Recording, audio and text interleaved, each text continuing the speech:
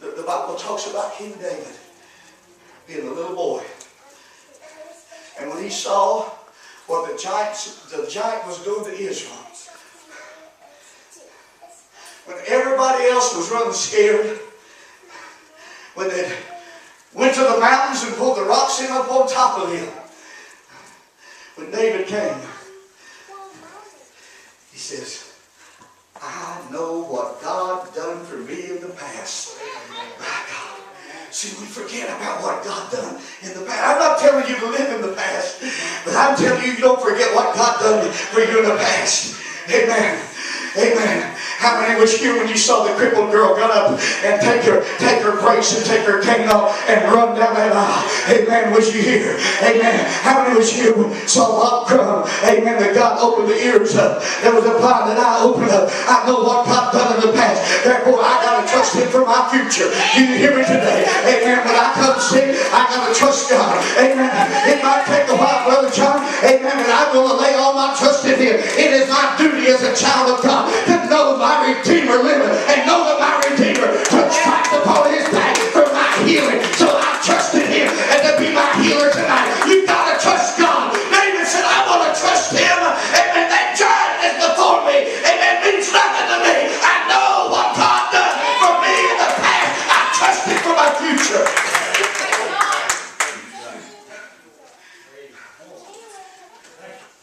See, we sometimes don't look beyond our noses.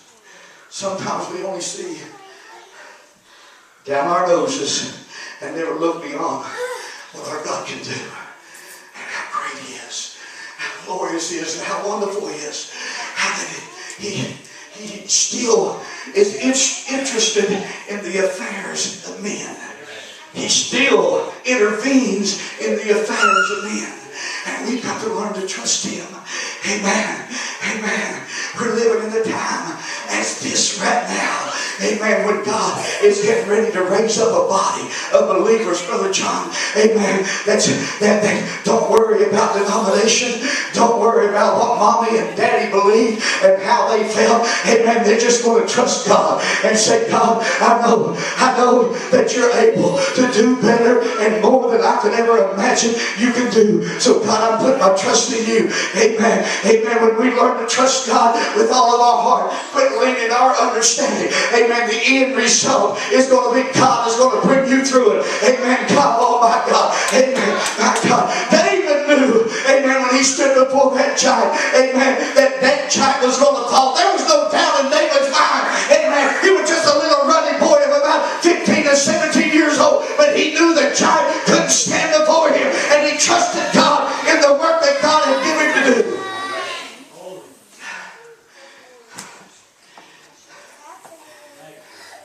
Esther says, I gotta go before him. The Jewish people depend upon what takes place now. And if God placed me here for such a time as this, then God's able to deliver me. Oh God. And not only deliver me, but He's able to deliver my people. My God, do you hear me today? Amen. Listen, this little girl that seemed that in the eyes of men looked like nothing, but she was a woman, amen, that stood up against all odds, that stood up against the law of the Medes and the Persians, which was unalterable. Amen. She stood up against it, and she walked by. She put herself up and walked by and waited for the king to say, come on in, Queen Esther. Amen. But listen, she knew it wasn't dependent upon the king. It was dependent upon the King of Kings and the Lord of Lords. Amen. She knew in who she trusted. And if you know in who you trusted tonight, amen, and you believe it with all your heart, lean heavily upon the arm of the Lord Jesus Christ. He will not let you down. He will gird you up. He will lift you up. He will give you strength. He will make you an overcomer. My God, somebody needs to help this preacher a little bit tonight. He is the Lord God Almighty. He is the creator of the universe. He is the soon coming King of planet Earth. He's able. Notice, not only do you got to trust God, it's your duty. You got to be loyal to God For he is God alone. Mordecai sat at the king's gate. Mordecai refused to bow to Haman. Haman had been lifted by the king to a lofty position. And according to their custom, that everybody had to bow when that position walked by. And when they asked Mordecai, how come you don't bow? He just simply said, I'm a Jew. Now, to the Mede and Persians, that didn't mean a whole lot. Amen. But I'm here to tell you, to God, it meant a lot. It meant that to a Jew, I've got one God. I bow to no other gods. I got one God. Amen.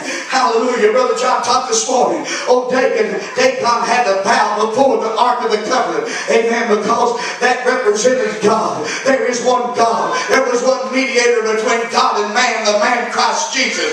Amen. Mordecai understood that there was a monotheistic belief in the Jews that there was one God and they didn't bow to man. My God, listen. But it stirred up the ire of this man called Haman. And he went about to destroy not just Mordecai, but the whole Jewish population. He wanted everybody dead. That included Esther, because Esther had not revealed her ethnicity unto the king. Amen. He didn't know what she was. He just knew that she was a beautiful woman and she pleased him. Amen. But Haman wanted to destroy her.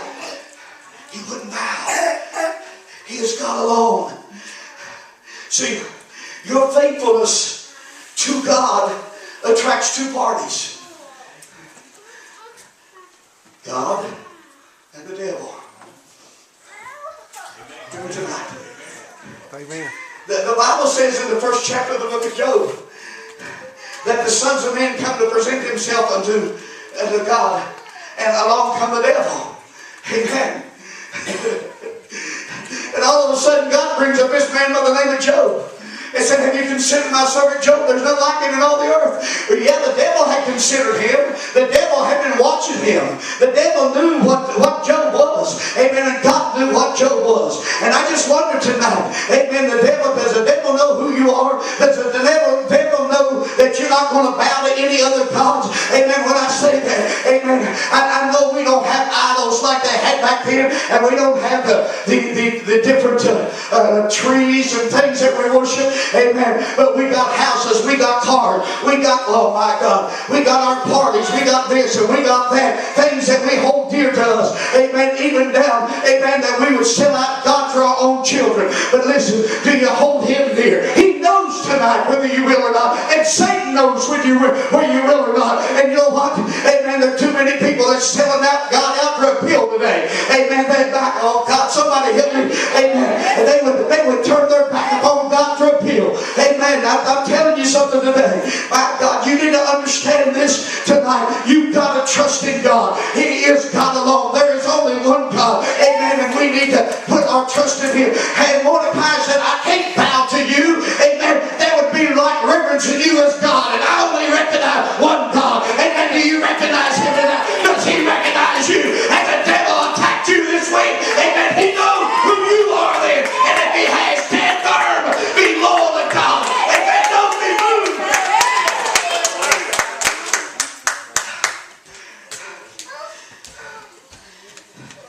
Most of the time when you stand for God, you stand alone. We don't like to stand alone. One of the worst crimes committed in Christians of today in the congregation of the righteous is when something happens. We get on our telephones, we get on our computers, we get on our Facebook, and we want to justify ourselves in every action that we take. We don't want God to justify us. We want to justify ourselves. Oh God. I said, you will stand alone. Amen.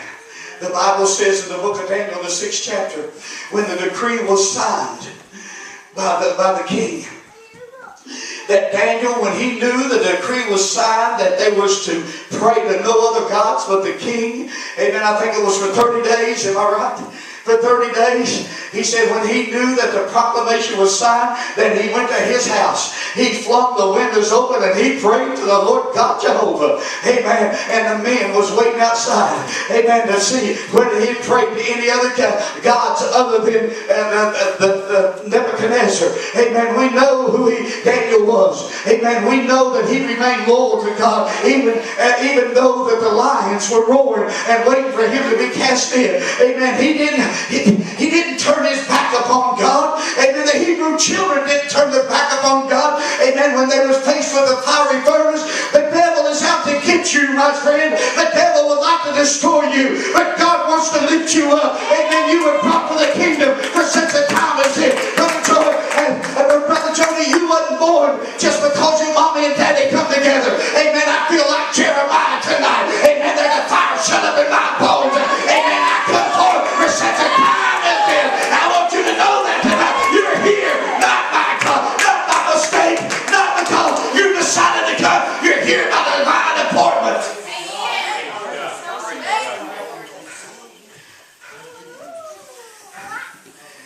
Praise the Lord, praise the Lord. And David looked at King Saul. He said, let no man's heart fail him because of this giant. Your servant will go. He had a time. He had a time. Do you hear me? He had a time. You've got a time.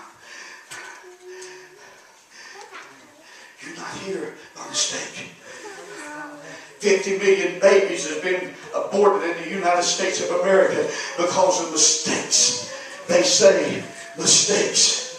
But I'm here to tell you they weren't mistakes. The only mistake was ever made when the Supreme Court of the United States ruled that abortion was legal. That was a mistake. Amen. Amen. When Roe versus Wade become a law, and that was passed, that was a huge mistake that was made. Amen.